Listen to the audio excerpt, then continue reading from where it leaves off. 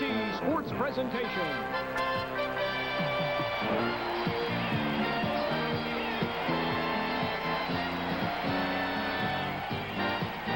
CFL 83 is brought to you by Tarling O'Keefe, brewers of OV, the Carlsberg Beers, and Miller High Life. And now, for all the action, we take you to the stadium and our CBC Sports crew.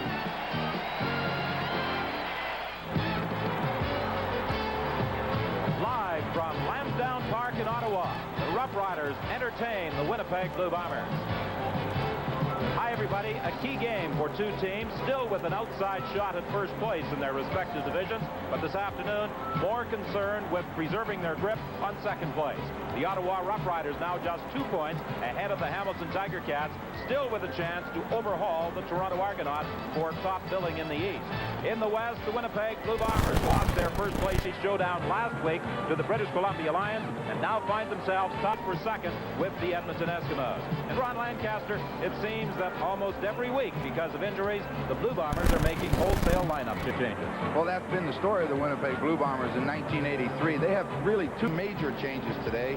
Guy Bolio will play the outside linebacker position in place of John Pointer, and Donovan Rose, obtained from the Toronto Argonauts, will start on the corner. But it will be decided by two key individuals on that offensive football team. One of them is Willard Reeves, the rookie running back they received from the Edmonton Eskimos before the season started, is the leading candidate for Rookie of the Year honors in the CFL in 1983. With over 800 yards, he has a good chance to reach that 1,000-yard mark, which every running back wants. He's not only a good runner, but he can catch the football coming out of the backfield, and when he gets it into the secondary, he's a very dangerous performer. The other guy, quarterback John Huffnagel, in his second start with the Blue Bombers, obtained from the Saskatchewan Rough Riders, should feel more at ease today in the game plan with the Winnipeg Blue Bombers. This is his second start, the big one last week against BC. It's tough to come in against the first-place team, but John's got 9 years. He's a veteran, and he is a leader, and that's what the Blue Bombers need at this point. Leo, what about the Ottawa Rough Riders? Well, Ron, it appears that the Ottawa Rough Riders and George Brancato are starting the same thing that they do every year this time of year, making... The Rough Riders were victors that day by a score of 26-25. We'll be back with the opening kickoff right after this.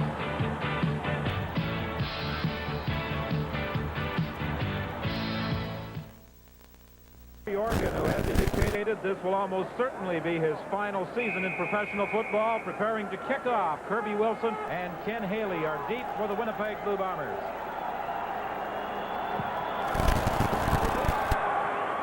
Haley takes it at his 9-yard line. He's over one of his own players, and the Bombers will be scrimmaging from the 20. Tyrone Jones had dropped back to block, and Haley tripped over him at the 20. John Huffnagel starting his second game as Blue Bomber quarterback since being obtained in the trade from the Saskatchewan Rough Riders. And Mark Moores is playing that left guard position as the Bombers have done some juggling up front because of the injury to Nick Bastaya that, unfortunately for Bastaya, has sidelined him for the balance of the season. Reeves tries to go inside. He picked up maybe 1 yard, and then the middle of that Ottawa defensive unit converged on him, led by nose guard Gary Doolan. Those three have been very, very strong defensively for the Ottawa Rough Riders. Jack Williams has also played very well at that linebacking position. Washington and Barton were injured in the last game against the Calgary Stampeders, but they are playing today, although there were some doubts whether or not they'd be able to make it. John Huffnagel is going to be stopped short of the first down by Steve Harrison, the linebacker. Huffnagel was looking deep, and his receivers covered, was forced to take off, and Harrison, with help from Doolan, came in to make the tackle.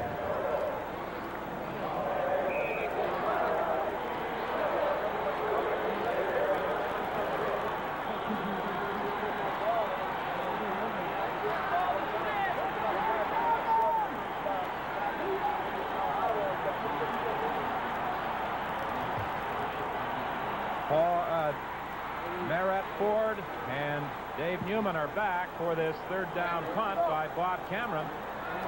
Taken on the run by Ford, and he is hit at the 47-yard line by Pat Kentner. kick of 41 yards by Bob Cameron. So the Ottawa Rough Riders, for their first offensive series, get pretty good field position. They will be first and 10 from the 47. J.C. Watts, of course, the key to the Ottawa Rough Rider offense. Tyron Gray has emerged as one of the favorite targets in recent games. First and 10 from the 47.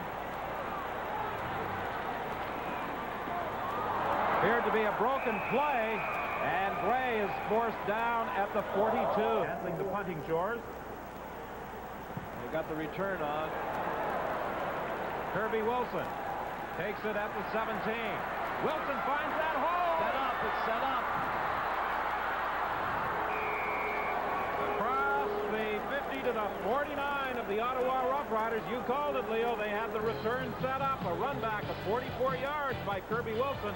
The Bombers will have excellent field position when we return to Lansdowne Park.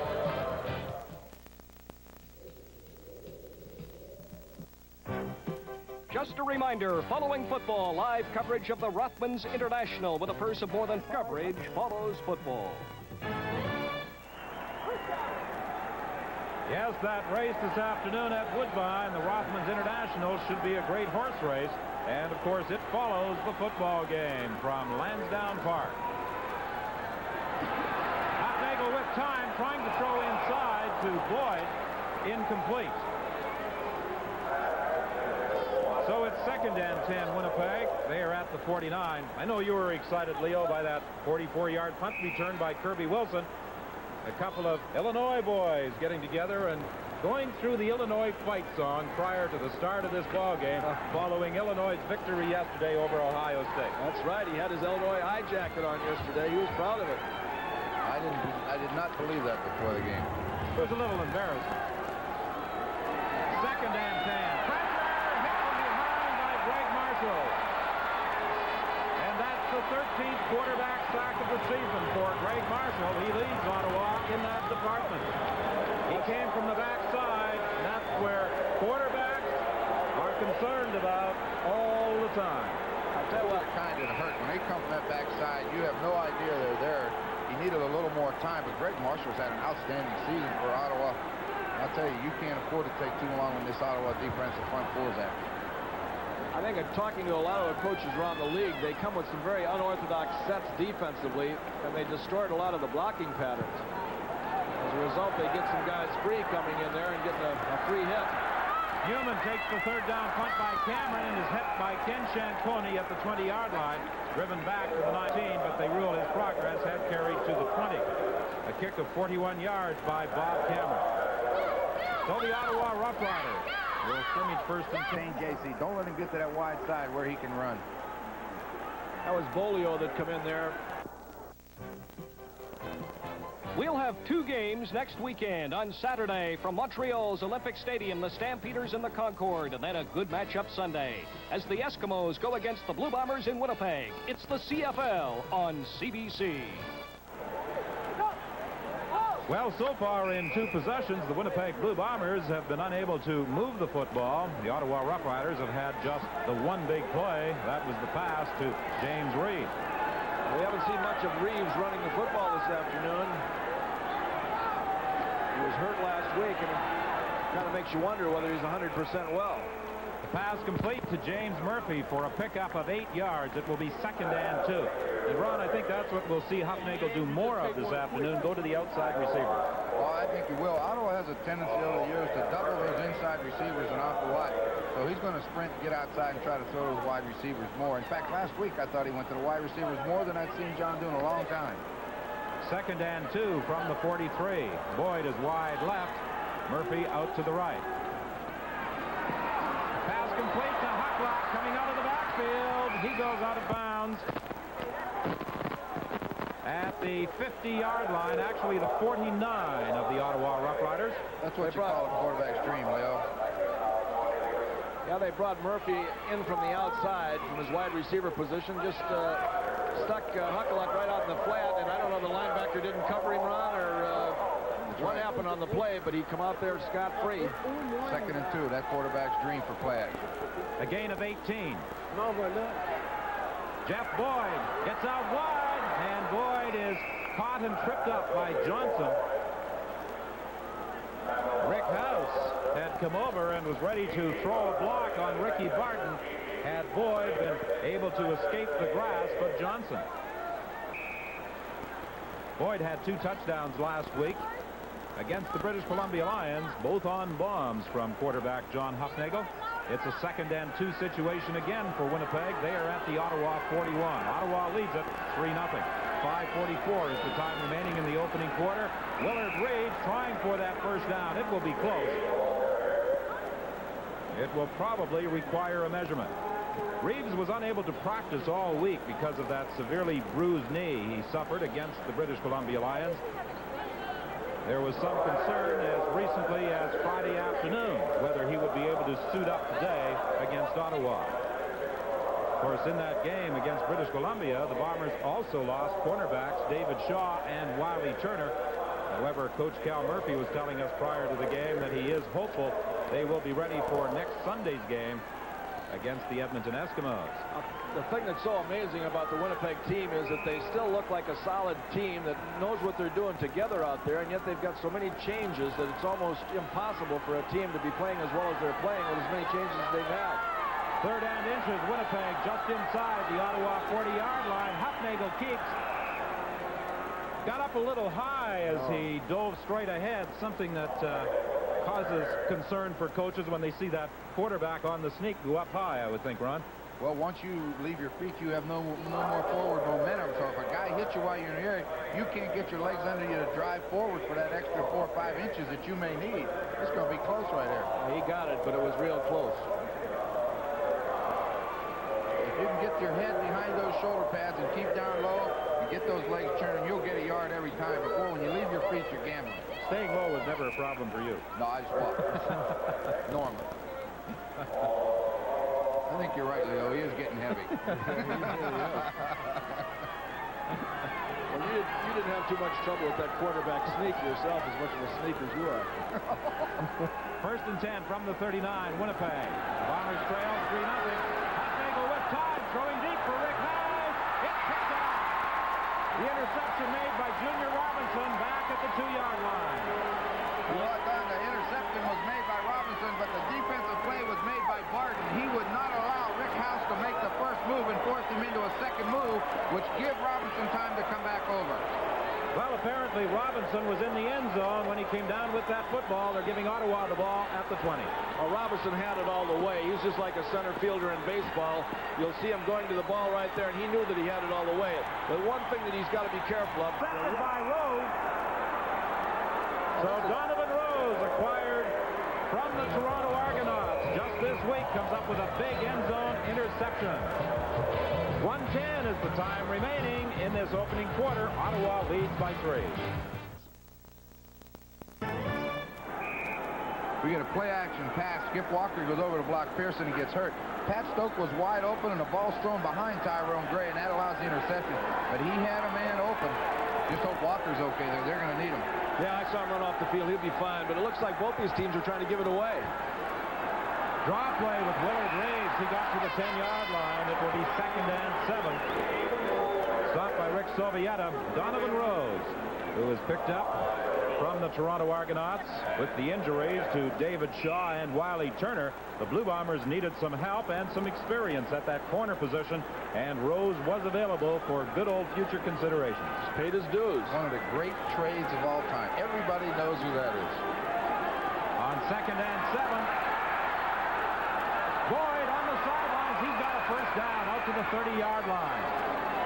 Boy, I like that guy. He faked as though he was going all the way down those sidelines and then came back to the quarterback. Look who's down out there, though. Look who's down out there. John Hufnagel. No, John Bunk. That's 2 important people on that offense. See Boyd start deep, and he gets Johnson turned to run with him, and then he just stops dead, and Hufnagel throws it short. That takes a little bit of practice, but I'll tell you, it's tough to stop.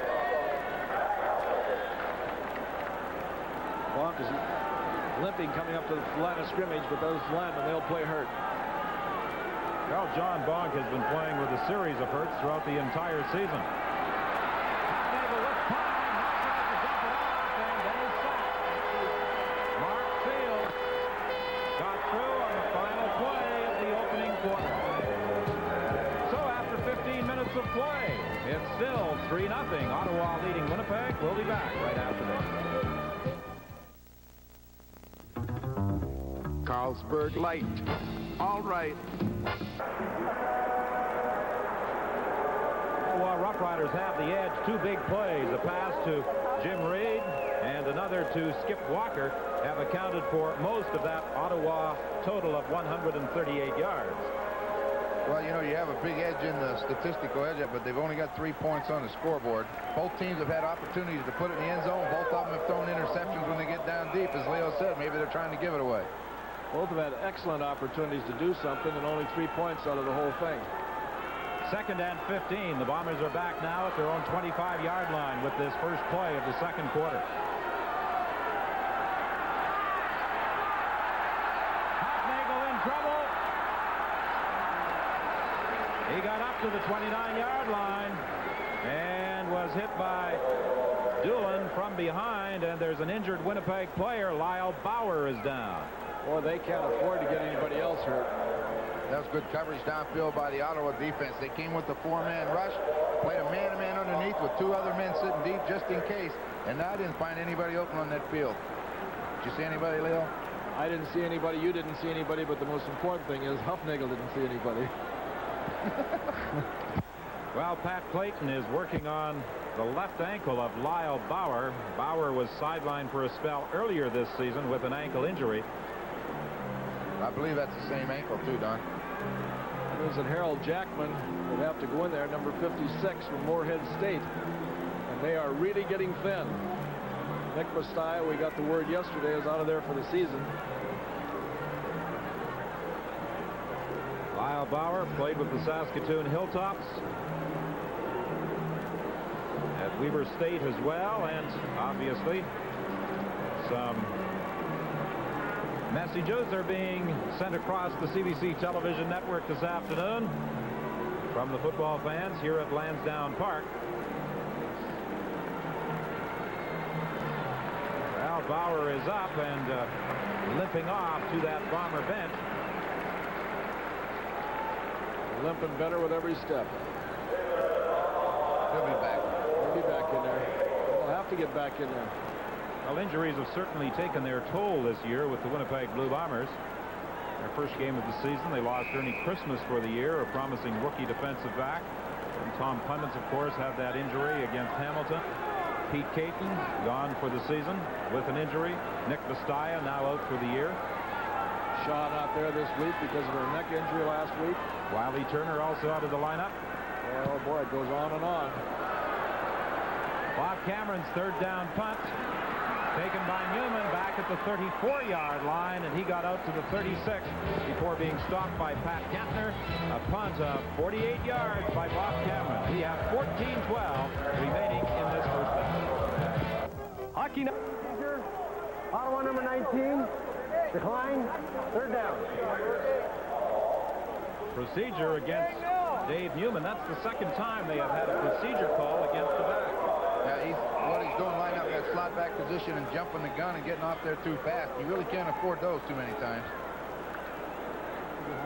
So it's 3rd and 19, Ottawa, and that brings Ken Clark into the game. So JB. There's a return again. A little more difficult this time.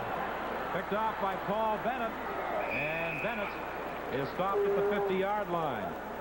With the exception of just a few big plays, Don, this has been a defensive battle here this afternoon. Just the offense hasn't been able to do anything. The defense is capitalizing and rushing and knocking the passer down.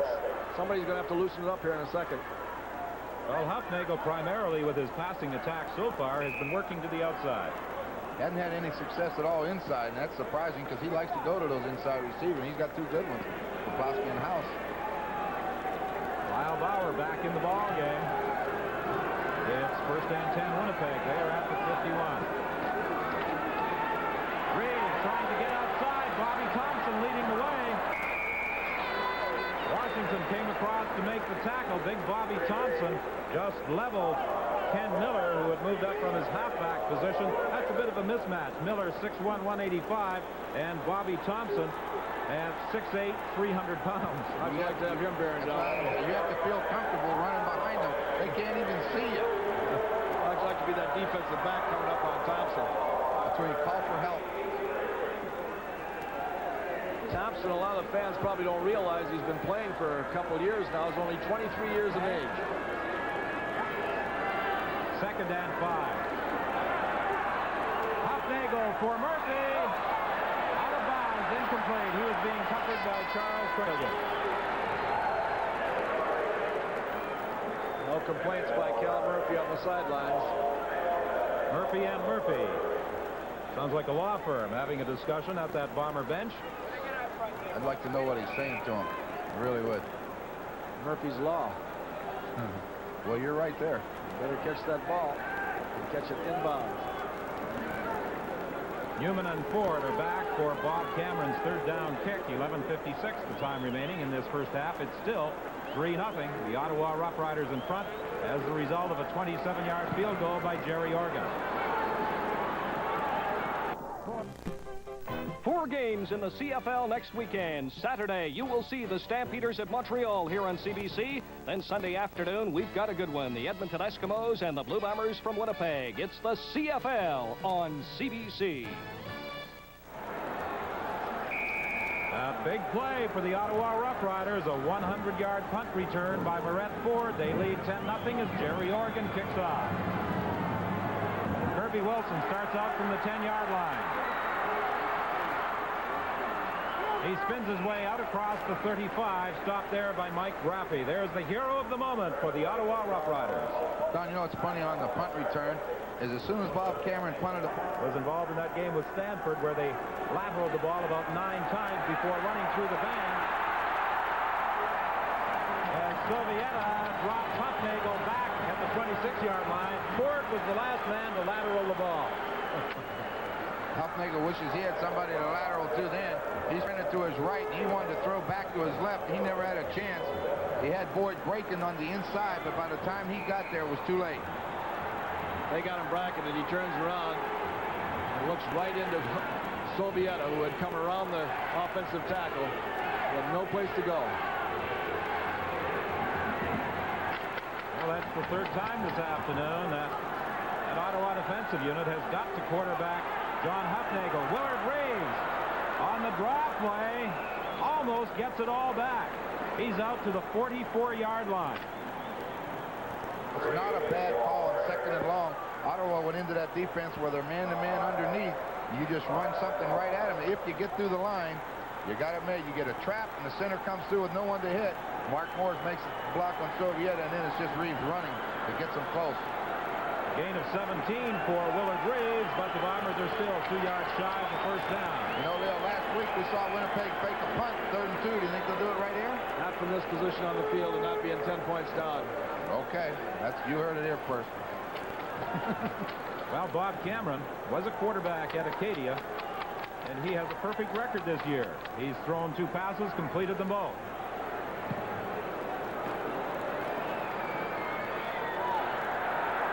This time as Dave Newman is caught at the 30-yard line. The Bombers weren't about to be burned twice on a punt return. A 41-yard kick by Bob Cameron. The Bombers came very close to encroaching upon that 5-yard restraining area as they covered on that 3rd down punt. That's what the boos were about. They thought they did. I think the guy backed out of there pretty good. Wilson.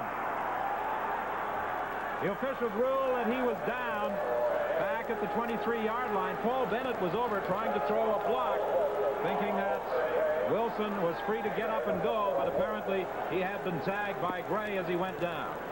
Well, you must have something to say about this Illini boy. Well, it's just another case of an Illini making good. Watts goes back and he looks downfield, throws the ball. That's pretty good, Ron. throws the football. You see Wilson go up and make the interception right here. He thought he could have got up and run that time, but there was contact made by Tyrone Gray.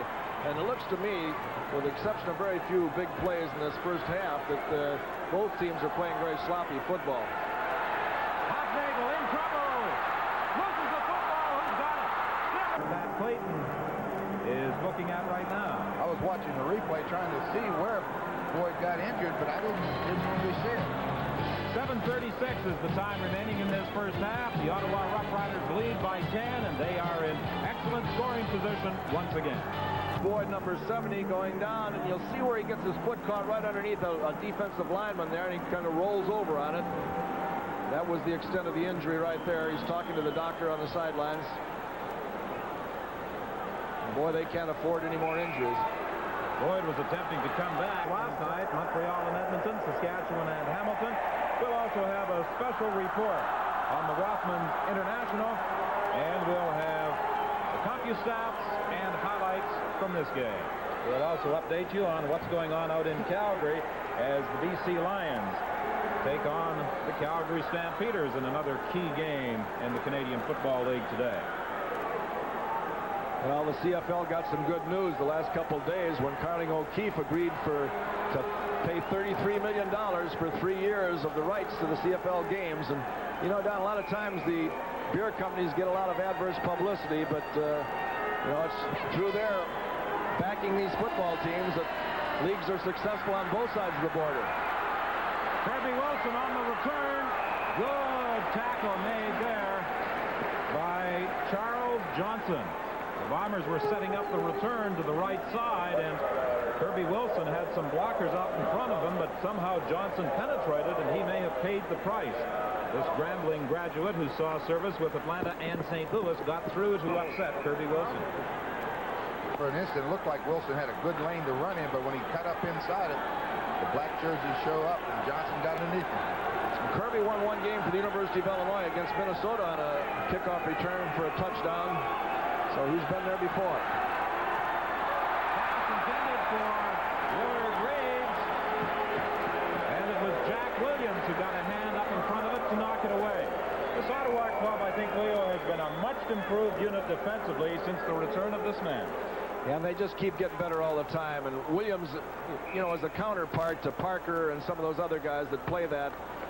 Watch Seal release to the inside and get in a position here. A little leg whip there. But Williams goes up in the air. He's got the big height and he's got the range. Goes up and knocks that ball down.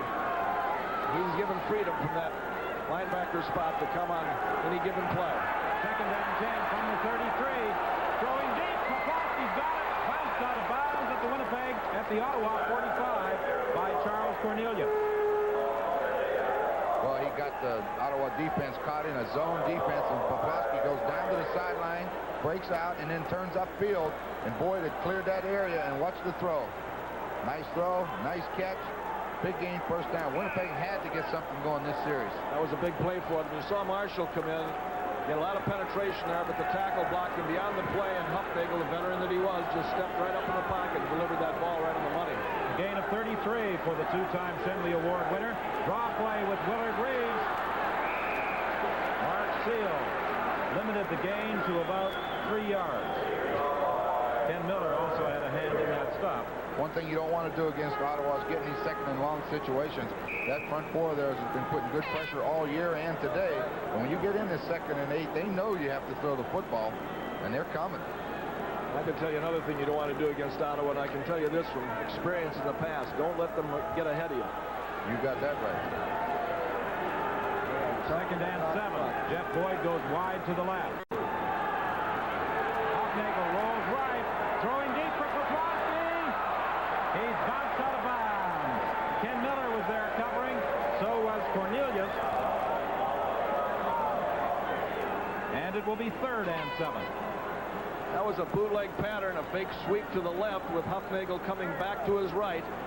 And he hung that ball up in the air just a little bit too long and allowed the defenders to get over there, make the play on Poplawski before he could catch it. Do we fake it this time, Leo, or do we kick the field goal? Well, at this stage of the game, it might be a pretty good time to fake it. All right, let's see. Got Kennard in there. It's going to be a long one, 49 yards. 3rd and 7 for Winnipeg. Trevor Kennard into the ball game. A 49-yard field goal attempt. I think he'll take one look at that defensive line and say, I better kick it.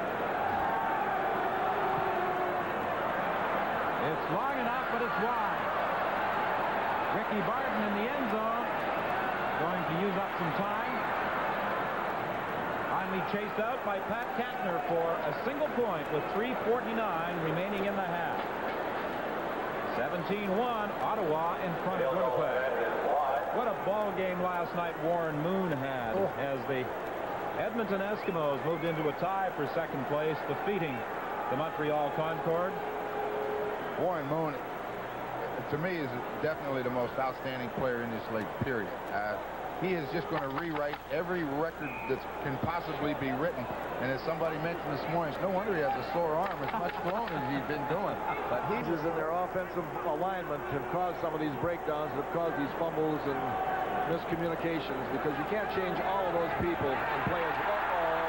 Ball is a touchdown. Picked up by the Ottawa Rough Riders. Greg Marshall, they ruled that he was in the act of throwing when he was hit. Well, I'm sure that if this game gets close toward the end, that there'll be some speculation on that. So it's second down. He was hit by Gary Doolan. The official was in perfect position to see it, though. We're going to get another look at it. Okay, well, you call it. Let's see it. I'll let you call it, but there he goes back. Forward. Well, you can't tell because, thank God, the officials are saying you can't tell. It's second and 15. Penalty flag is down. Sideline pattern for Murphy, incomplete. Good coverage there by Charles Cornelius. Also a holding call against Winnipeg that I'm sure will be declined. Cornelius, after contact was made with reception in the hands of the receiver, came out and knocked the ball out of his hands. Good defensive play. Winnipeg number 59, decline, third down. A holding call against Lyle Bauer, but it's been a rough afternoon so far for John Hufnagel. Bauer still limping from an injured ankle suffered earlier in this quarter. Well, we'll see. The guard on the left is going to hold on Mark Steele. That's Lyle Bauer. Got a pretty good hold of him.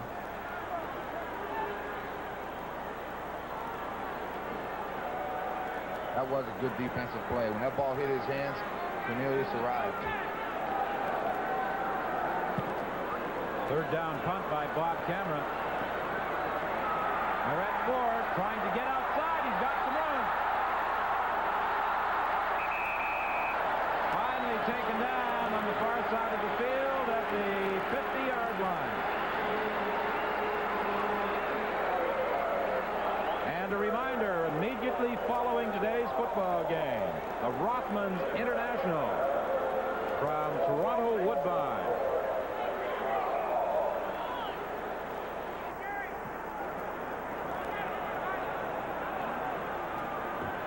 On the kickoff return, this is Ken Haley. And he stumbles out to the 24-yard line. Rick Sovieta made the initial contact with him, then Morris Doyle came over to finish the job. A return of 18 yards for Ken Haley. 33 seconds remaining in the half. We saw Norman Gibbs earlier warming up at the Winnipeg bench.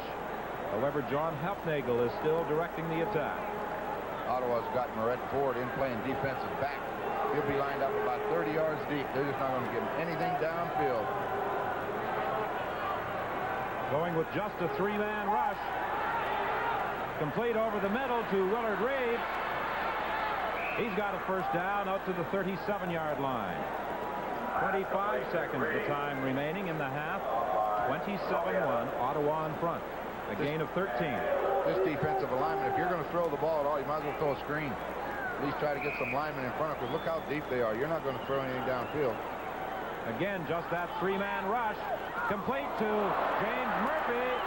He's got a first down at the 47 with 17 seconds remaining in the half. They better get up there and get it started and get it going. The Bombers trying to move up over that ball quickly. Calling the automatics, a lot of huddling. Complete to Dan Hucklack. He's down to the 33-yard line for 11 seconds. Well, they may have time for one more play. A touchdown here would make them feel a lot better going in at halftime. Well, it's just amazing that they've played as well as they've played the last several weeks with all the changes and injuries they've had, but it's predictable that when you've had that many changes that you're going to have some problems, and it looks like it's all settling in on them this afternoon. Well, the Blue Bombers have called a timeout. Hufnagel with a chance to confer with headman Cal Murphy and assistant coach Art Aselda. You know, we talked about what a fine job Murphy has done. Murphy gives a lot of credit to Art Aselda, who has had the task working with quarterbacks. And John Hufnagel, as we pointed out a week ago, is the 6th starting quarterback the Bombers have employed this season. Well, I think the entire Winnipeg coaching staff has done good jobs. As Cal was telling us before the game, this is what it's like up front. Leo, Bobby Thompson, and Greg Marshall are going to have a little action. Bobby said, I won that one. Greg says, yeah, but you haven't won too many this afternoon. Ottawa took Red Ford out of there now. They're going back to their basic defense. 11 seconds. You think they'll blitz them? No, I think they're going to play it safe. Okay. 1st and 10. The Bombers at the 33. The clock does not start until the ball is snapped. Hufnagel throwing deep into the end zone, incomplete with 5 seconds remaining. He was looking for Rick House. Actually, it was a great job by Charlie Johnson. He was playing both sides. There was a pass receiver inside and outside. He was playing right in the middle. When the ball went, he went to the outside and made the play. That's the pattern they hit Poplawski at on this side of the field. Rick House is too much speed. He gets a little bit deep, and that allows Johnson to come back and make the defensive play. That is good defense. Cover 2 men. So with Johnson knocking down the pass intended for Rick House, with 5 seconds left, Trevor Kennard will attempt a field goal from 40 yards out. Again, it's wide. Ricky Barton will run it out of the end zone. He saves the single point, and that also takes the clock down. The play action to Joe Cribbs. Cribbs, the 2nd leading receiver in the AFC, his 6th touchdown of the year. Ferguson has just hit Mark Brammer for a touchdown. It is 14-7, Buffalo leads it. All right, thank you, Bill. Of course, fans watching in Cleveland wondering about the U.S. come up with a plan to control the acid rain. Todd. Thank you, Debbie. It's a fine day across the nation. Let's take a look at it on the satellite photograph. Look at the west. No clouds at all until you hit the Texas Panhandle, then a string of clouds with a cool front moving across the Midwest, the plains, right through the Texas Panhandle right now. The upper Midwest as well, a swirl of clouds. The storm center now over the Great Lakes producing that swirl of clouds behind it. But for the most part, the showers today are just scattered in a line right now from Chicago back to about Amarillo. We also have some scattered showers and thunderstorms in Florida, but the east from Maine all the way down to Alabama. Looking great today. Let's see the weather makers on the national map today. High pressure in the east, providing all the sunshine. A great day there. Meanwhile, in the southeast, some showers and thunderstorms, as we noted. Here's that front producing those showers, and a secondary surge of cold air moving down into the northern plains of the upper Rockies, producing cooler temperatures to move into that part of the nation as well. Okay, out west for the time being, but there's a problem. Let's see on tomorrow's map. Monday, there it is. In the plains out to the Rockies, some showers will develop. Moisture pump off the Pacific Ocean will continue to blossom out those showers, that part of the nation. Cool air swinging into the Great Lakes. It looks like it will be pretty sunny there tomorrow. Just a few low clouds, I should say. In the east tomorrow, it looks like you'll have a brief passing shower, perhaps anywhere west of New York City and let's say Albany, New York, but that will pass through very briefly tomorrow because that cool front will touch off that brief shower. But southeast will be sunny, very warm. The southwest in California looks pretty good too. Temperatures briefly this afternoon, they've been nice. Readings in the 40s and 50s across the top, 80s Gulf Coast, and I'll be back with an update in a few.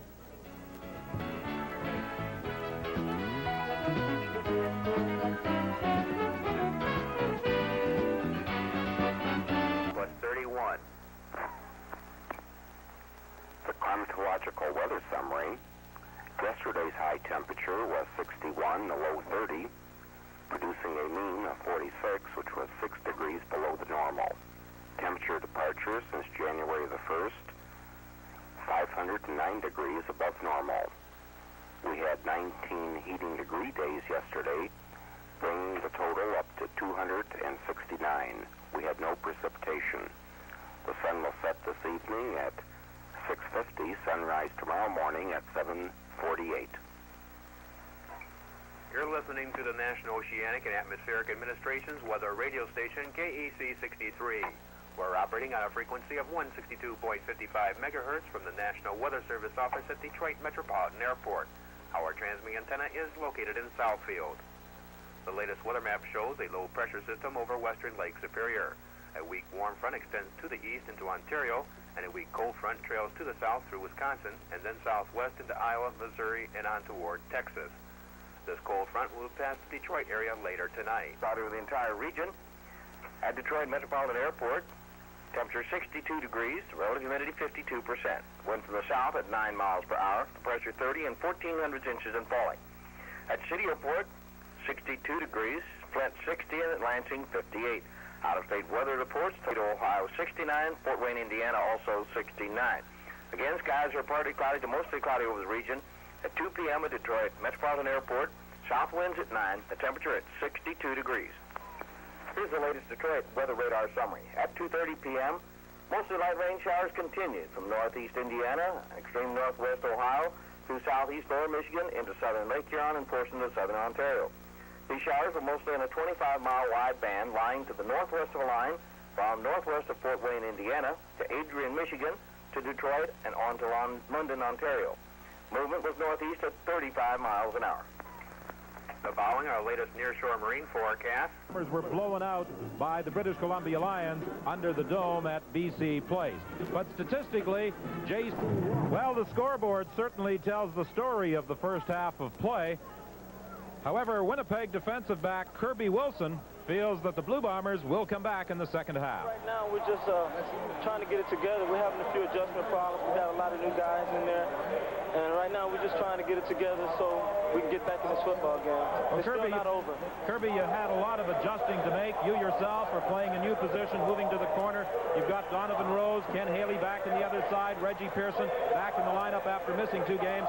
Communication must be something of a problem, a bit of familiarity missing as well. Right, yeah, right now there is a communication problem, but like I say, it's still not over, and it's because the guys haven't played together in a few weeks, and Don's new, and you know, it's still not over. The game is still, there's still a chance to win, and we're just trying to get back in it. We're going to go in here and regroup and get it together. Good luck. Thanks a lot. Well, the Bombers certainly do have a lot of regrouping to do in this second half. They trail by 26 points. I would think, Ron, that it's a case of all the changes perhaps finally catching up with the Winnipeg Blue Bombers. Well, it's only a matter of time. You know, Winnipeg did get away with it for 4 or 5 weeks with all the changes that they made. Sooner or later, things are going to go bad. And today, defensively, they got 2 new corners. Hufnagel's still having problems with the offense, evidently, because they haven't moved the football. And they're just having their problems, and hopefully they'll get these guys well for the stretch run. But they've got to come back the second half. We said before how difficult it is to come back on Ottawa. Ottawa are all jacked up out here this afternoon, and it's good to see a big crowd out here at Lansdowne Park. And they're all having fun because the Ottawa Rough Riders are up 27-1.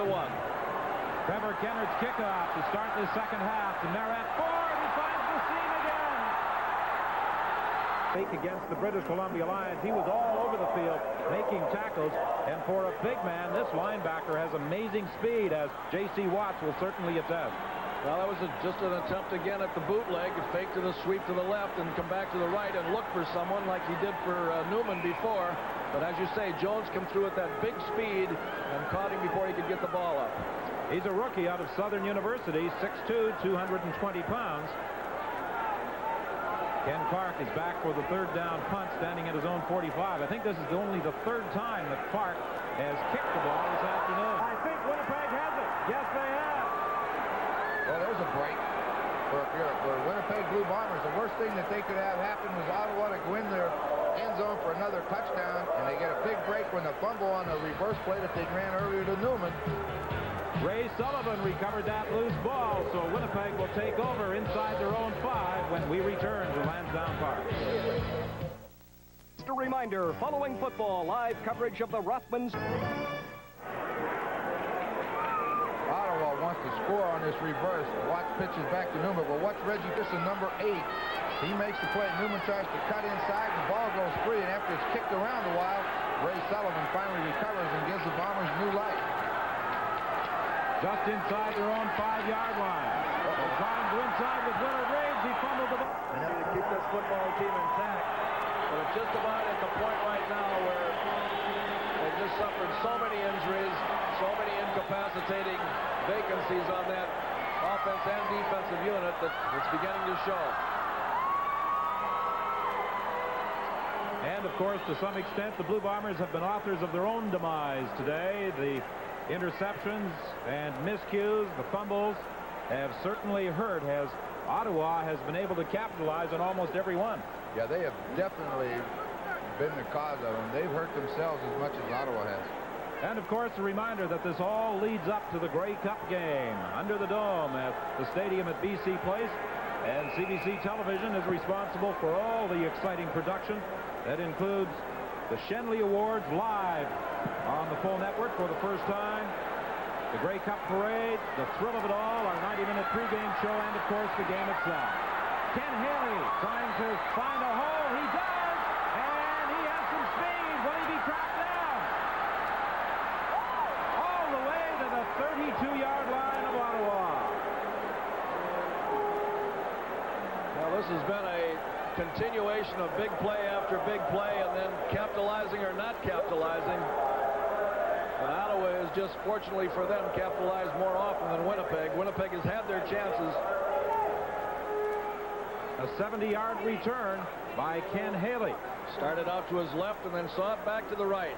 Cut up the field and just took it on down. Got some pretty good speed. Almost caught from the back by John Lynch, who shows some pretty good speed. Number 29. Got a hand on him. I think that was a case of Haley just running out of gas. And you see he needs some help over that Winnipeg bench. Ken Miller was one of those involved in the stop, and he was slow in getting to his feet. He's heading off to that Ottawa bench, and I'm sure will be returning. Well, the Blue Bombers have a first down. Just about their deepest penetration of the afternoon on this fine return by the graduate of San Francisco State, and that's where Ken Miller was hurt. So now it's first and 10 Winnipeg. Hufnagel out into the flat to Hucklack. Hucklack is tackled by Ricky Barton after a pickup of about 7 yards. 11:47 is the time remaining in the third quarter. 34-1. Ottawa leads Winnipeg. Well, a guy that we haven't seen much or heard much from that's been a great performer over the years, Rick House. I don't believe he's caught a pass this afternoon. I think they've gone to him once. That was late in the first half. Second and 3. Hufnagel for Jeff Boyd. He's got the first down. He's thrown back by Charles Johnson, but his progress was about 5 yards further downfield. The way things have been going for Winnipeg, you just keep waiting for them to fumble to throw an interception. Hufnagel just reverse pivoted and came right out. A real good catch there. A gain of 9. Back to the live action. It's first and 10 from the 18-yard line. Into the end zone for Murphy. Incomplete. Being defended by Cornelius. Cornelius was beaten cleanly, but then caught up with speed. And when he turned around, he was in good position to intercept it. The ball went right between his hands and could have been caught by Murphy.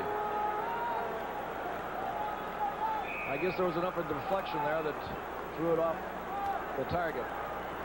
So it's second and 10 from the 18-yard line. John Hufnagel in his second game as starting quarterback for the Blue Bombers since being acquired in an October 3rd trade with Saskatchewan. With time, throwing into the middle, Jeff Boyd, touchdown. Boyd did an excellent job in breaking loose from 2 defenders at the goal line. And the 18-yard strike from John Hufnagel makes it a 34-7 game. Hufnagel goes straight back. Boyd's coming down. He's going to come across from right to left. Just breaks inside. And he, as you say, he broke away from 2 Ottawa defenders, made the catch, and then it's no problem because he had no one back there. Well, this guy's been a performer. 2 touchdown passes last week. Here's another one right here after breaking loose. So with 10:26 remaining, the point after by Trevor Kinnard makes it a 34-8 ball game. And we'll return to Lansdowne Park and the Winnipeg Blue Bomber kickoff after we pause for this message.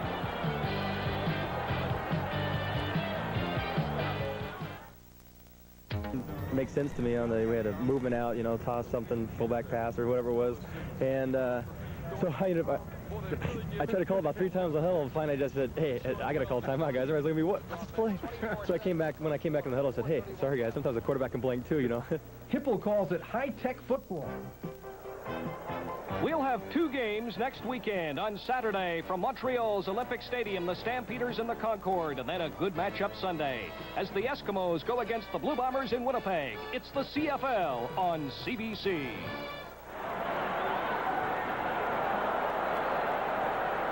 On the kickoff, the Bombers kicking it short. Maurice Doyle grabs the ball over on the far side. There's also a penalty flag on the play. I can hear George Brancato from here saying face mask. Only a 31-yard kickoff by Trevor Kinnard. And the rough play call against the Winnipeg Blue Bombers.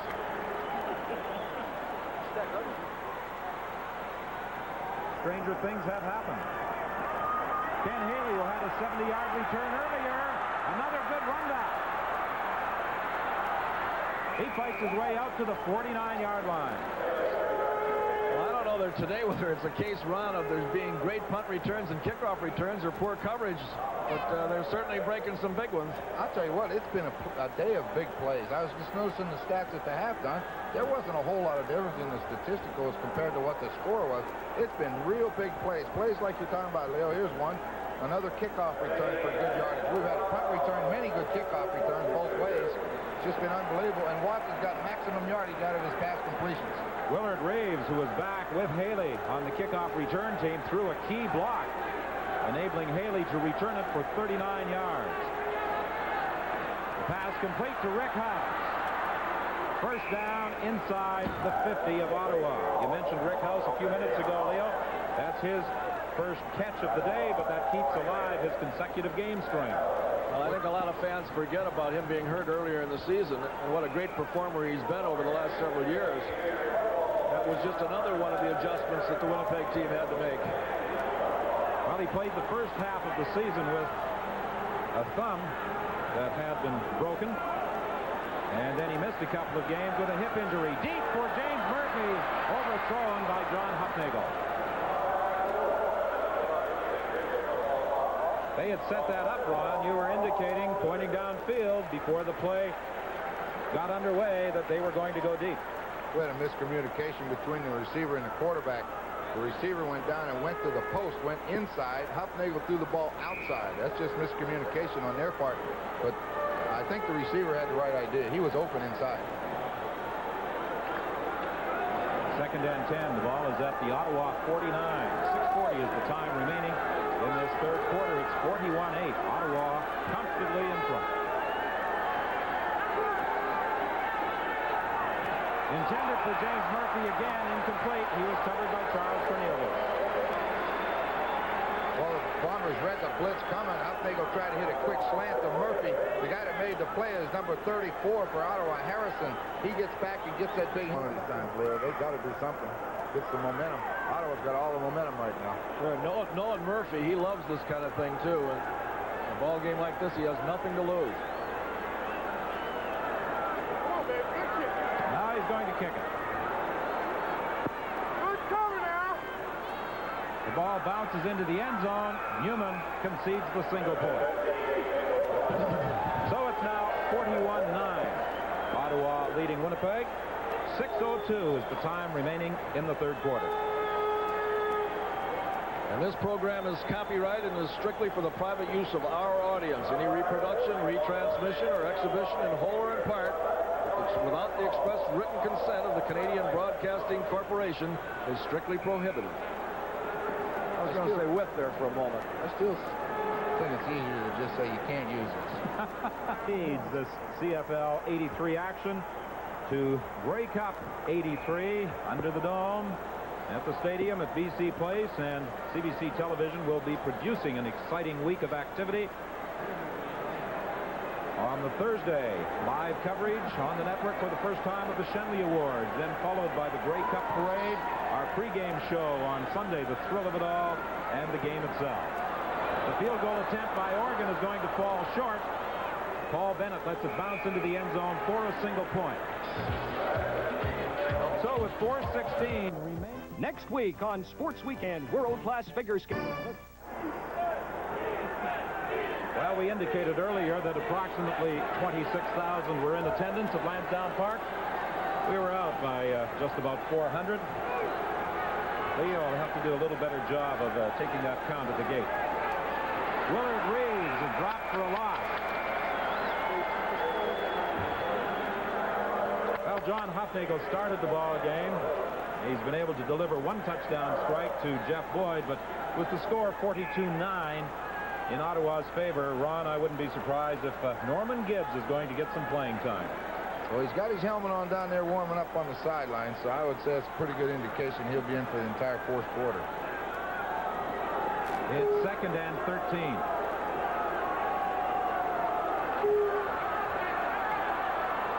For Jeff Boyd, it's almost picked up. Charles Johnson came over to...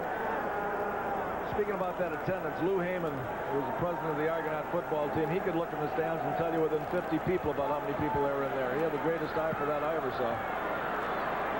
Marat Ford takes the kick at the 35. He stopped this time after a return of about 2 yards. That's a 41-yard punt by Bob Cameron. And we have 2:56 remaining in the third quarter. At the 38. Well, that's what it was to this side. They had Skip Walker go to the wide side to fake it, and then he come back short side of the field to Dave Newman, and they had two linemen out in front of it, but Winnipeg reacted well. This guy, Don, you mentioned his game last week. What's the play he makes here? I thought last week was as fine a defensive performance by an individual that I'd seen this year. I don't have any doubt about it. He was super. Well, we chose him despite the loss to the British Columbia Lions. Our Darling O'Keefe kick. And is stopped at the 42 by Larry Titley. Well, we've heard many coaches say that if you're going to go anywhere in the playoffs and eventually win a Grey Cup, you better have two quarterbacks that can play. And I'll tell you right now, McJunkins hasn't played enough. And as you say, Watts is the key. This is a good move right here to get Norman Gibbs in the ball game.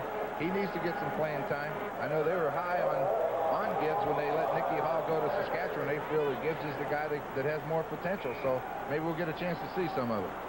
Well, they signed Norman Gibbs as a free agent. He started one game earlier this year, a victory against the Calgary Stampeders, a game that saw Nicky Hall finish off, but Norman Gibbs was the starting quarterback for that game. Nicky will be looking forward to seeing you up in Regina. Throwing deep for James Murphy, incomplete. Well, you can see, a rookie quarterback threw that ball into the free safety. That safety man comes over. He's back there playing center field. As you said earlier, he comes over there. You'll see two black shirts and one white. Just about far enough. Cornelius and Junior Robinson were over there, and it was Cornelius who beat Junior Robinson.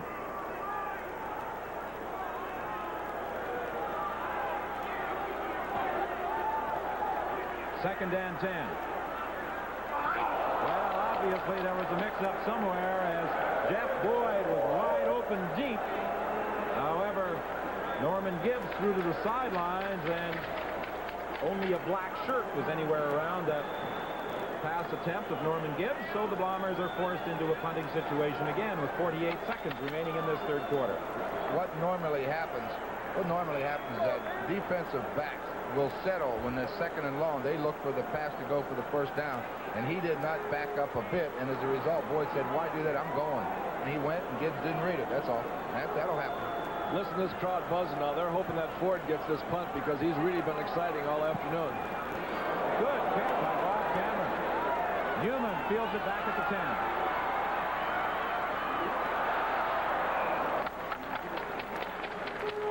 10. Newman bounced off Vernon Paul and then was caught by Peter Vandenbos. Newman has had the good fortune of staying well in his in his play with the Ottawa Rough Riders. With the Argonauts, he had a groin injury that incapacitated him for most part of one season. And our viewers in the BC region following this game. Right with time, it is knocked away. Merriweather for the defense. Newsom was the intended receiver. Oh, look at this. New England has come back. It is 23-21. The Patriots out in front of San Diego. That's a real surprise, Charlie. That is. St. Louis, Tampa Bay. That's not a surprise. Tampa Bay, they have problems. And they're still looking for their first win.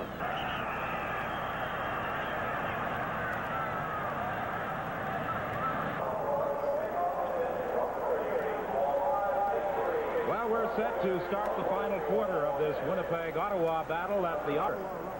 After getting just 3 points in the first quarter. But the Ottawa Rough Riders struck quickly in that second quarter, 24 points. And they now lead.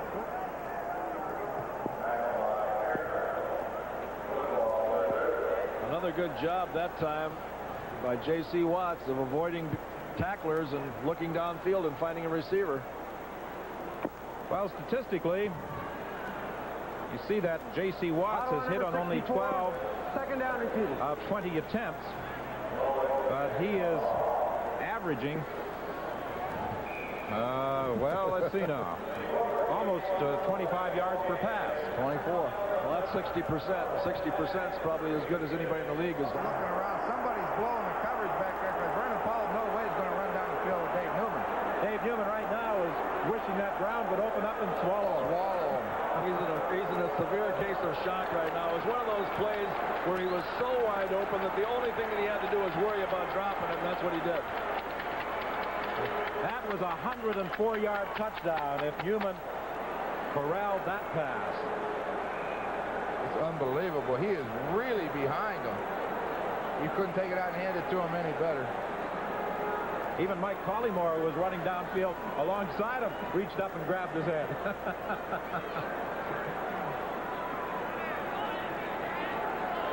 Ken Clark is punting from the end zone. End over end. Paul Bennett takes it at the 50. And he's out of bounds at the 36 of Ottawa. That's where the Winnipeg Blue Bombers will scrimmage with 13:23 remaining in the ball game when we return to Lansdowne Park.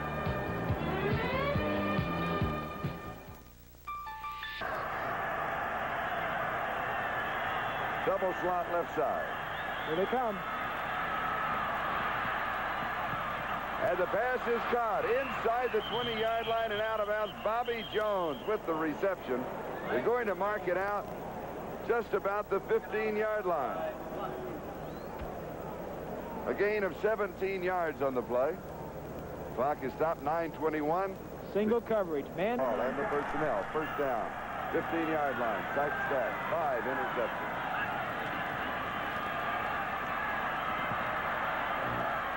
Incomplete. Part 2, followed by War, Part 3, and Man Alive. Part 1. First and 10. The Blue Bombers scrimmaging at the Ottawa 36.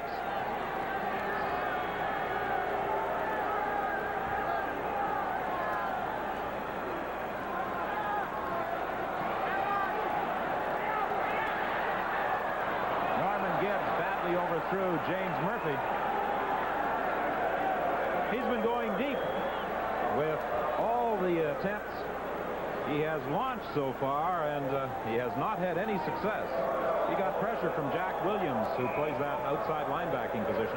Somebody's gone deep, either the ball or the receiver, but not necessarily together. That time Murphy slanted, and the ball was thrown deep again. John Lynch has been going in there all afternoon for Steve Harrison, the linebacker, to give them the 6 defensive backs. He's back in there this time. Second and 10, complete to Joe Poplawski. And he gets to the 15-yard line, stopped there by Junior Robinson. The first completion for Norman Gibbs. Well, it's hard to miss him this time. Poplawski's going to hook up right in front of him. Makes the catch, and then he keeps his balance. Shakes off Kenny Miller and makes a good gain. Gets him a first down at the 15. Pickup up 21 for Joe Poplawski. Former Shenley winner as Rookie of the Year in the Canadian Football League. The Bombers feel they have another leading candidate for the same awards here in Willard Reeves.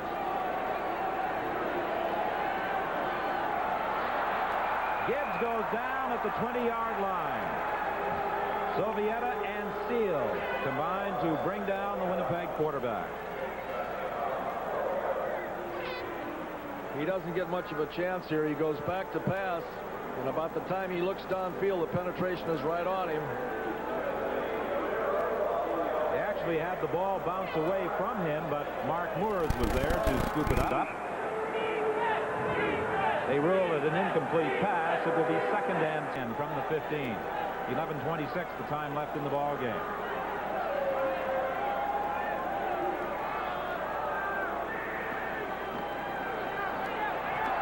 Gibbs to Rick House. House is out of bounds at the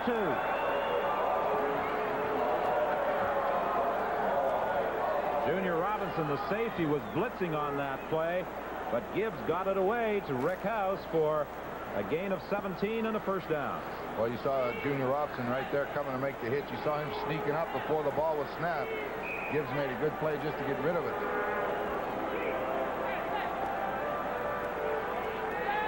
So it's 1st and goal, Winnipeg, from the 2-yard line.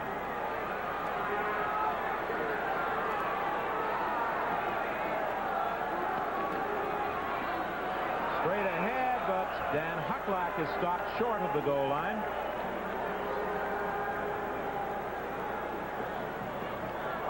He got to about the 1. Gibbs looking over to the bench for a little help. And with the signal that he flashed to Coach Cal Murphy, I would assume that he's going to drive it straight ahead. With the signal that Cal Murphy flashed him, he just said, go get it. He just waved back. That's one of those where the coach takes a big drink of water. Gibbs will keep. He's got the touchdown.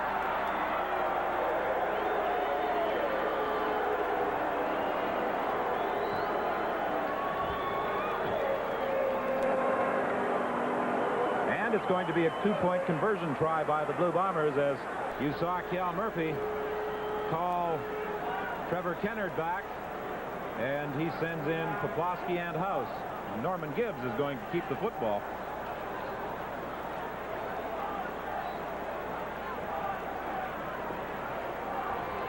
Well, he wants to keep it anyway, a souvenir of his first professional touchdown.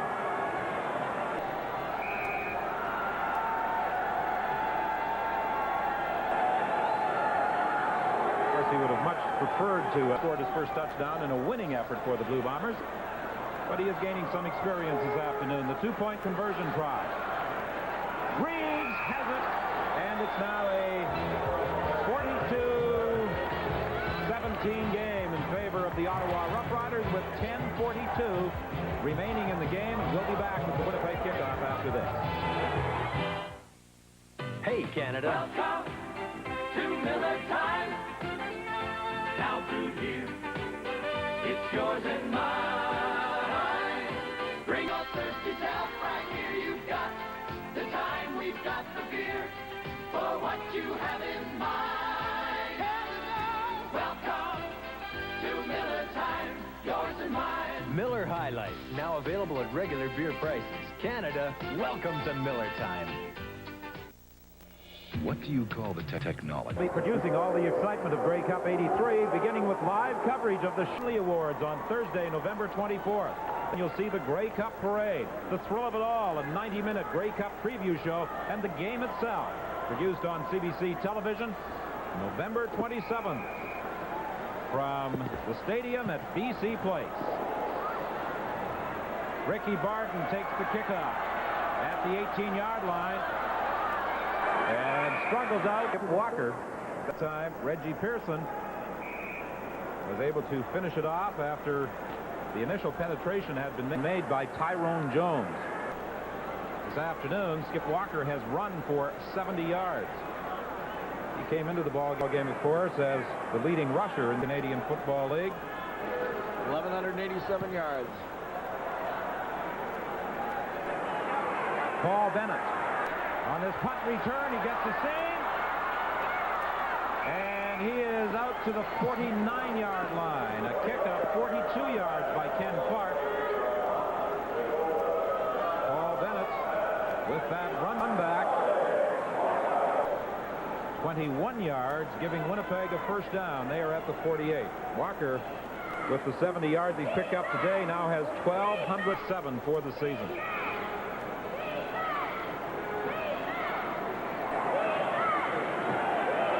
Back to the live action, first and 10.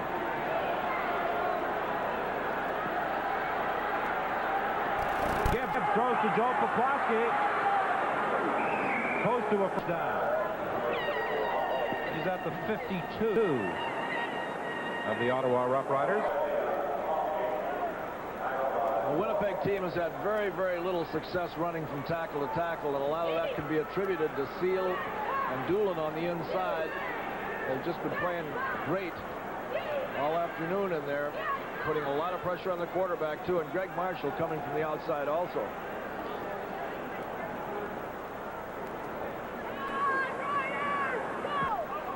Just about that much short of a first down. The Blue Bombers, after this game, return home to face the Edmonton Eskimos. That game next Sunday at Winnipeg Stadium. And you'll see it on CBC television, and that will be the showdown battle for second place in the West. The two teams will go into the game with identical records. 8 wins and 6 losses. Winnipeg defeated Edmonton 20-18 the first time they met on July 15th. Play action. Gibbs throwing deep for James Murphy. It's incomplete. No, it's picked up. Junior Robinson has the ball, and he is out to the 20-yard line. So the Ottawa plaudits that Edmonton team to Warren Moon. How about that Kelly? He had quite a night last night, too. So with 7:13 remaining in the game, the Rough Riders are forced into a punting situation. Coach Brancato is reluctant to remove his #1 quarterback, J.C. Watts. I know you, Leo, would like to see Prince McDugnans into the ball game. I'd like to see Watts out of there because he's done a lot of running around all afternoon, and he's got to be a little bit leg wary about this stage of the ball game. And with them ahead that far and going on a leg or a rollout or something like that, somebody coming from the backside can get on those weary legs, and it could be a knee. Don't even think that. That would be awful. Ken Clark gets a tremendous third down kick, chasing Paul Bennett back to his own 38-yard line. Penalty flag on the play. The effort of Paul Bennett, I'm sure, will go for naught. As it appears to be a clipping call against Cal Murphy's Winnipeg Blue Bombers.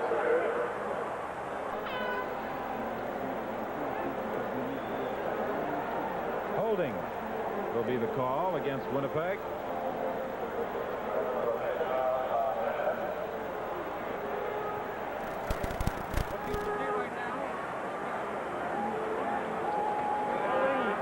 Winnipeg number 39, first down. The holding call against Sean Kehoe. Still a pretty good job by Paul Bennett. Started one way, went all the way back around the other side. It's a lot of running. So Winnipeg is first and 10. The Bombers now back at their own 36-yard line.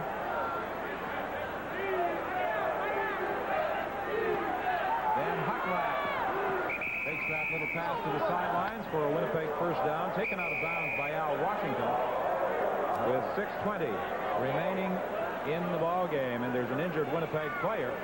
Dan Hucklack is down over on the far side of the field. Boy, Cal Murphy must be holding his breath every time one of those guys go down because he's really thinning out. Well, we talked about the number of changes that the Winnipeg Blue Bombers have made, and Cal Murphy very quietly this year has gone about making personnel changes with the Winnipeg Blue Bombers. He picked up Jeff Boyd on waivers from the Edmonton Eskimos. Then he got Sean Kehoe, Willard Reeves, Scott Stout, and Stephen Hall in a deal with the Edmonton Eskimos for the #1 draft choice. Actually, a draft choice they had acquired from Hamilton, plus sending Stout back to the Eskimos. Then they got David Shaw from Hamilton for Leo Ezerins, John Pointer from Toronto for 4 players no longer in the league. Tom Clements for Dieter Brock and future considerations that could prove to be Jim Muller and Steve Stapler. Del Belcher on waivers from Ottawa. John Hufnagel and J.C. Pelusi for Paul, Riley, and Johnson from Saskatchewan. And Pelusi was sent to the Ottawa Rough Riders yesterday just before the trade deadline. Jerome Erdman on waivers from Saskatchewan. Ken Walter and Peter Vandenbois for Milson Jones from Edmonton. And Mark Moores in a trade with Calgary for Willie Thomas. They'll liable to need those running backs. Watch Hucklack get out of bounds here. Then he gets injured. He hurts an ankle, his right ankle, and he's limping on it pretty considerably coming across the field. But that is amazing, the number of changes that the Bombers have made this year. It's really surprising. And still being a pretty good battle for a playoff spot. And then you can add one more. Donovan Rose, acquired from the Toronto Argonauts. Ron, you've been there, you know, and I've been there also. And when you bring in that many people and have to teach that many people new offenses, new defenses, and have a football team as looked as well coordinated as the Winnipeg Blue Bombers, it's a great tribute to the whole coaching staff at Winnipeg. Well, you know, there's an old saying, Leo, you coach twice as much and twice as hard when you're losing than you do when you're winning. Sean Keogh has replaced Dan Hucklack. I wouldn't know. Penalty flag at the line of scrimmage as James Murphy makes the catch. He'll have a first down. He was at the 50-yard line of Ottawa. I like that. That was good, Leo.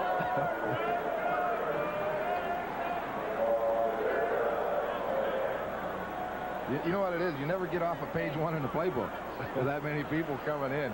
You never make very much headway. Boy, your short list gets shorter all the time, too. Well, James Murphy just goes down, turns to the inside. You see him slide to the open spot, come back and meet the ball. They make the tackle. Now they're measuring to determine if it is a first down. It's just a bit short. You know, yesterday, George Brancato said to Cal Murphy as the Blue Bombers came off the practice field, say, by the way, Cal, I've got a couple of quarterbacks. Would you mind taking them aside and working with them a bit? Offside. Ottawa number 66. Decline. Second down. Cal said to George, he said, I'd like to have some of your people if you don't mind. George says, I'm sorry, but it's past the trading day. And it was. Last night was at midnight was the end as far as the trades are concerned in the CFL. Second and inches. Norman Gibbs Keats. He has the first down inside the 50-yard line. 5:50 is the time remaining in the ball game. 42-17 is the score. We talked about all the deals that the Winnipeg Blue Bombers have made. They also have 5 rookies in the lineup. Tyrone Jones, Ken Haley, Kirby Wilson, Norman Gibbs, and this afternoon they added, playing his first game, Guy Beaulieu. Well, I think Jerome Earl. Penalty flag goes down. The pass complete to Sean Keogh. He's caught right at the line of scrimmage by Ricky Barton. You know that Ottawa defense has done a heck of a job today. The only thing they've really been able to complete is that flat pass to either Hucklack or whoever it happens to be going out there. You mentioned at the start of the game, Ron, that Hufnagel's forte was that inside passing game. Well, the Ottawa Rough Riders have taken that away from him. Well, they sure have. Winnipeg number 71. Decline. Second down. They have forced them to get away from that game plan that they like to use so much, especially Hufnagel. And all they've hit a couple bombs, one to Poplawski on the sideline, but most of them have been to the flats. Second and 10, the procedure call against Joe Poplawski.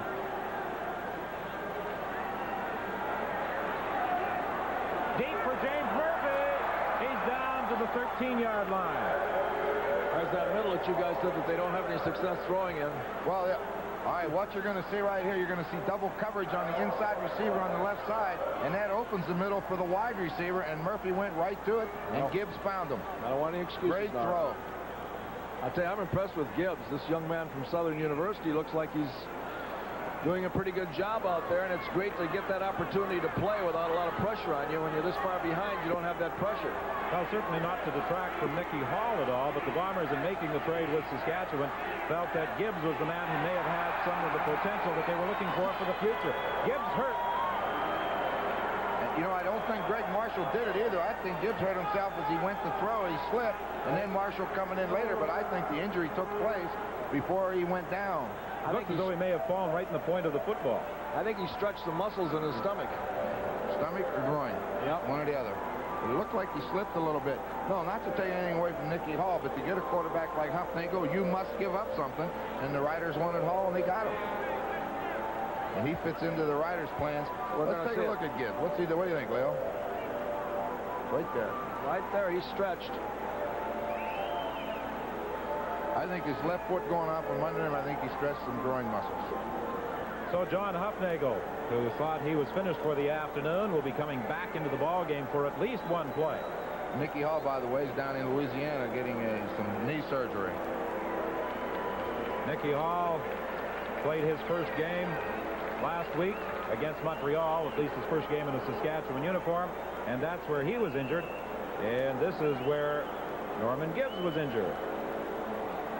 He may have caught the knee right in the rib area or in the kidney area.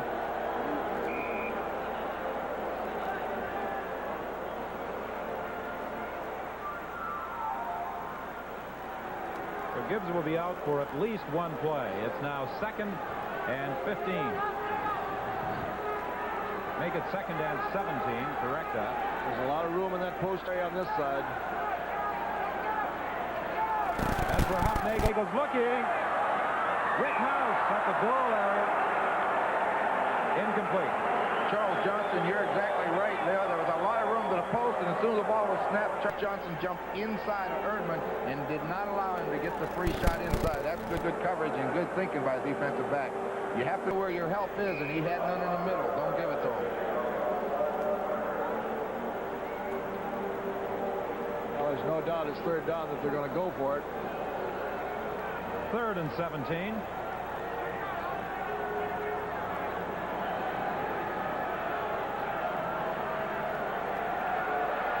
Huffnagel for Jerome Erdman. He's going to be stopped short at the first down at the 6. He's 2 yards away from a first down. So the Ottawa Rough Riders will take over with 3:30 remaining in the ball game. And it's still J.C. Watts. Safety blitz. Erdman went down, came to the inside. They made the tackle. He came up a couple yards short. You know, you got to go far enough for the first down on a situation like that. But Gary Doolin, whatever it is. What is it? It would have to be the last one with that there. 30% chance of showers. The high this afternoon will be near 70. Good afternoon at 4 p.m. Cloudy skies with some showers through the metropolitan area. 61 degrees in Detroit. Relative humidity 60%. Barometer 30.12 inches and falling. Southeast wind 7 miles an hour. City Airport 63. Flint cloudy 62 and Lansing mist. Toledo partly sunny 72. Fort Wayne partly sunny 71. In Detroit 61. Here's the latest Detroit weather radar summary. At 3:30 p.m. light rain showers continued over southeast lower Michigan into southern Lake Huron and portions of southern Ontario. These showers were in a 30-mile wide band centered from near Coldwater, Michigan to Ypsilanti to Algonac to London, Ontario. There has been a decrease both in intensity and coverage since 2:30 p.m. Movement was northeast at 35 miles an hour. The following are latest. 3rd down kick by Ken Clark is fielded by Paul Bennett at the midfield stripe. Bennett struggles all the way to the 40 of the Ottawa Rough Riders. That's where Winnipeg will be scrimmaging 1st and 10, and Norman Gibbs is going to return as the Winnipeg quarterback.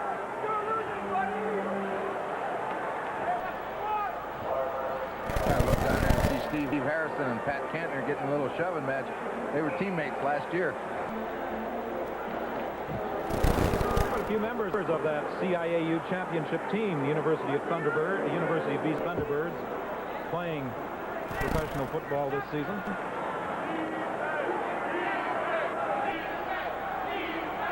From the 40, 1st down.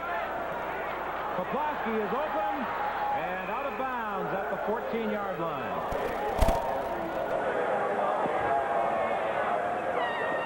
Well, Gibbs was a veer quarterback, I believe, down at Texas Southern or Southern University. I'm sorry. This time makes a nice throw. Splits his own. Hits Poplawski out of bounds. Didn't do much throwing in college. He has a pretty good throwing motion, Leo. Pretty good throwing motion and a little confidence back there. A lot of poise for just a rookie. First and 10, Winnipeg from the Ottawa 14-yard line. Drop play with Willard Rigg to the 2-yard line. That will be another Winnipeg first down. 2:11 is the time remaining in the game. 42-17 the score in favor of the Ottawa Roughriders. In all four conferences within the Canadian Junior Football League will be fully into their playoffs next weekend as they vie for entry into the Canadian Junior Football Championship game. And this year's game will be played on Saturday, November the 12th in Windsor, Ontario at 1 o'clock.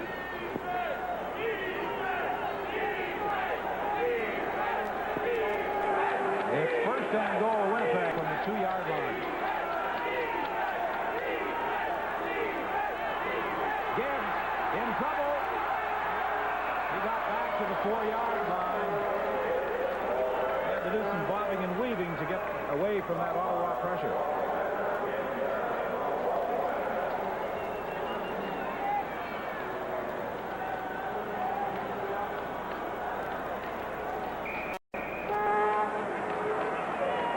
Second and goal from the 4. 1:44 is the time left in the game. Over on the bench, Prince McClinton was probably saying, hurry up and score so I can get some playing time. Willard Rigg